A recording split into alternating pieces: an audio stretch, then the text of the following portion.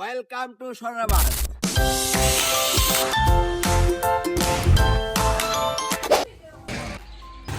সালামু আলাইকুম সুপ্রিয় দর্শক, এখন অবস্থান করতেছি নরসিংদী জেলা বেলাবর থানা সল্লাবাদ ইউনিয়ন সরাবাদ গ্রামে।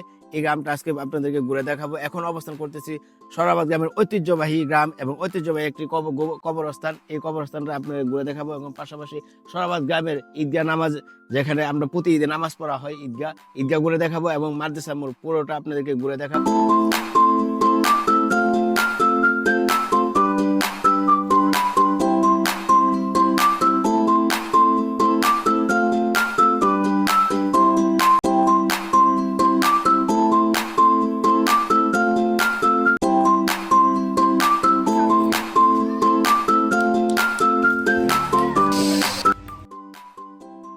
সুপ্রিয় দর্শক, এখন অবস্থান করতেছি সরাবাদ গ্রামের সরাবাদ দুনুমাস্টার উচ্চ বিদ্যালয়। স্থাপিত হয়েছে 1986 সালে এবং পুনর্নির্মাণ হয়েছে 2015 সালে। এই স্কুলটিতে যারা লেখাপড়া করেছেন অবশ্যই কমেন্ট করে জানাবেন। এই স্কুলটা হলো এই অর্থ এলাকার মধ্যে বিখ্যাত একটি স্কুল এবং পুরানো একটি স্কুল।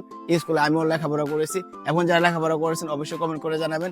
আমি এই স্কুলে আশেপাশে আল্লাহর নাম আমি লাগিয়ে দিয়ে যাব এবং আশেপাশে আপনাদেরকে পুরো স্কুলটা ঘুরে দেখাবো। এবং এই স্কুলের পাশে একটি সরাবাদ গ্রামের বিখ্যাত বাজার বা সরাবাদ গ্রামের প্রাণকেন্দ্র বলা হয় এই বাজারটাও আপনাদেরকে ঘুরে দেখাবো। অবশ্যই সাথে থাকবেন।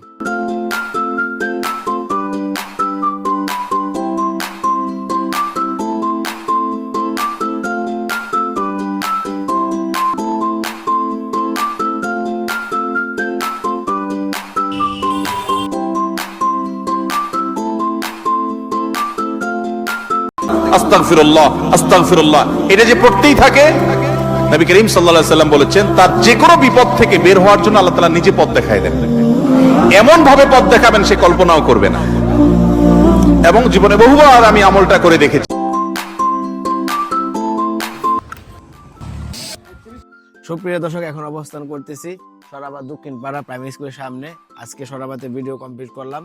যদি সরাবাদ ঐতিহ্যবাহী একটি গ্রাম, অনেক বড় একটি গ্রাম। এই গ্রামের ভিতরে ছোট বড় মিলে অনেক বাড়ি আছে, তাই সব বাড়ির নাম উল্লেখিত করতে পারি নাই। অনেক জায়গায় ভিডিও করছি, ভিডিওর মধ্যে নিতে পারি নাই, কারণ শর্ট একটা ভিডিও।